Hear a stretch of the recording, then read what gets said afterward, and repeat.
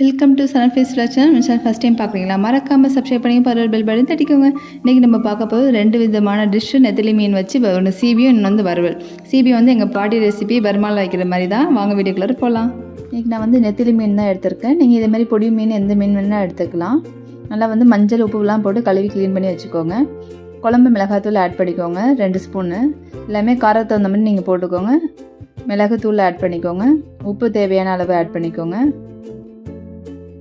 மஞ்சத்தூள் கொஞ்சோண்டு, Kashmiri chilli powder கொஞ்சோண்டு. இது ஆப்ஷனல் தான், இருந்தால் போடலாம், இல்லைனா தனி மிளகாத்தூள் கூட போட்டுக்கலாம்.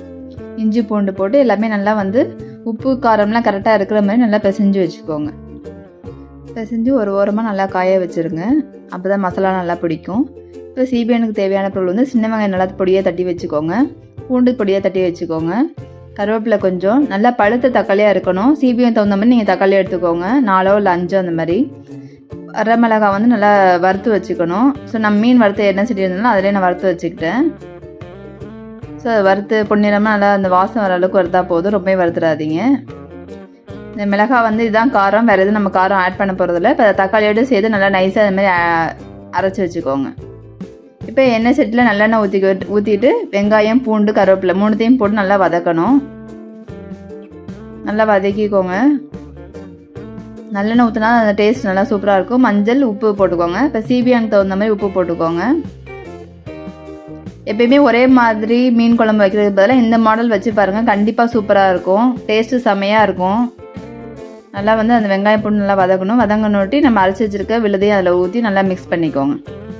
நல்லா பச்சை வாசனை போகிற அளவுக்கு நல்லா மிக்ஸ் பண்ணிக்கிட்டே இருக்கணும். நல்லா ஓரளவு நம்ம போனதுக்கப்புறம் தான் நம்ம வந்து மீன் ஆட் பண்ண போகிறோம். மீன் பொடி மீன்னால சீக்கிரமாக வெந்துடும். ஸோ மீனை வந்து நீங்கள் இப்படியே ஆட் பண்ணலாம், இல்லை லைட்டாக வந்து பொரிச்சு கூட நீங்கள் மீனை அந்த ஸ்டேஜில் வந்து நீங்கள் ஆட் பண்ணலாம். நல்லாயிருக்கும், டேஸ்ட்டு சூப்பராக. நல்லா ஓரளவு நல்லா கிண்டி விட்ருங்க. மீன்லாம் நல்லா படுற மாதிரி கிண்டி விட்டுட்டு நல்லா தண்ணி, இந்த மீனுக்கு தகுந்த மாதிரி தண்ணி மூழ்கிற அளவுக்கு தண்ணி ஊற்றினா போதும். ரொம்ப தண்ணி ஊற்றிடாதீங்க, ஏன்னா பொடி மீனால் சீக்கிரமாக வெந்துடும். மூழ்கிற தண்ணி ஊற்றி நல்லா மூடி வச்சுருங்க. நல்லா குழம்பு வந்து கொதிக்கட்டும். நல்லா கொதிச்சோன்னா அடுப்பை வந்து நல்லா சிம்மில் வச்சுருங்க. சிம்மிலே வந்து நல்லா கொதிக்க அந்த எண்ணெய் விட்டு நல்லா எண்ணெய் பிரிஞ்சு நல்லா சீபியான் வந்து சூப்பராக இருக்கும். தக்காளி வந்து நீங்கள் வந்து நல்லா பழுத்த தக்காளியாக போட்டிங்கன்னா கலர் நல்லா ரெட்டு கலரில் சூப்பராக இருக்கும். நீங்கள் எந்த ஒரு இதுவுமே தேய்க்கவே தேவையில்லை. மீன் உடஞ்சிடாமல் நல்லா பரட்டி விடுங்க. பரட்டி விட்டு மூடி வச்சுருங்க. திரும்ப மூடி வச்சுட்டு எடுத்து பாருங்கள். நல்லா மீன் வந்து நல்லா திக்காயிடுச்சு. மீன் நல்லா வெந்துருச்சு. ஸோ வந்து ரொம்ப கிண்டாதீங்க, உடஞ்சிரும். கொத்தமல்லி இலை போட்டு இறக்கிடலாம். சுட சுட சாதத்தை வச்சு இந்த தொக்கை மட்டும் வச்சு சாப்பிடுங்க. டேஸ்ட்டுமே டிஃப்ரெண்ட்டாக இருக்கும், சூப்பராக இருக்கும். நாங்கள் எங்கள் ஊரில் வந்து கெளுத்தி மீனில் பண்ணுவோம். ஸோ இங்கே வந்து நெத்திலி மீன் இருந்தனால அதில் பண்ணியாச்சு. ஸோ நெக்ஸ்ட் வந்து நெத்திலி மீனில் வறுவல் செய்யலாம். வாங்க வீடியோக்குள்ளே போகலாம். அதுக்கு நெத்திலி மீனை வந்து சைடில் அதை லைட்டாக கட் பண்ணி விட்டு இந்த குடல் இதெல்லாம் எடுத்துகிட்டு வால் கட் பண்ணி விட்டுட்டு மஞ்சள் உப்புலாம் போட்டு நல்லா கழுவி க்ளீன் பண்ணி வச்சுக்கோங்க வரசி. இப்போ தேவையான அளவு குழம்பு மிளகாத்தூள் தான் நான் யூஸ் பண்ணியிருக்கேன். ஸோ அது 2 ஸ்பூன் போட்டுக்கோங்க.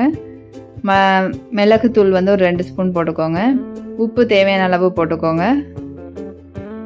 மஞ்சத்தூள் கொஞ்சம் போட்டுக்கோங்க. கொஞ்சோண்டு வந்து காஷ்மீரி மிளகாத்தூள் போட்டிருக்கேன்.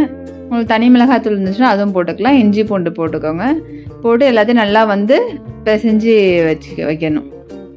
நல்லா அந்த மசாலாலாம் நல்லா பரவி இருக்க மாதிரி நல்லா பிசைஞ்சு வச்சுங்க. கொஞ்ச நேரம் நல்லா ஊற வச்சுருங்க.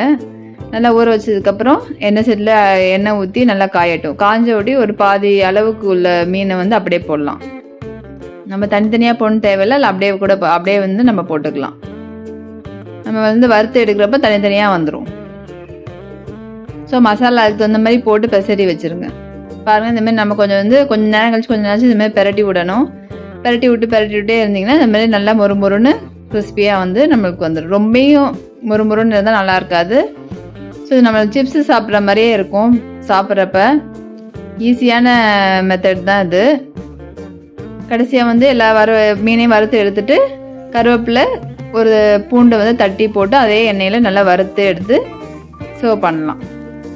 அவ்வளோதாங்க, ஒரு பழைய சாதத்துக்கான ஒரு சூப்பரான ரெசிபி கருவாடு வறுவல் வந்து ரெடி ஆயிடுச்சு. கண்டிப்பாக அந்த 2 ரெசிபிஸுமே ட்ரை பண்ணி பார்த்துட்டு எப்படின்னு கமெண்ட் பண்ணுங்கள். மறக்காமல் சன்ஃபேஸ் விலாக சப்ஸ்கிரைப் பண்ணிக்கோங்க. தேங்க்யூ.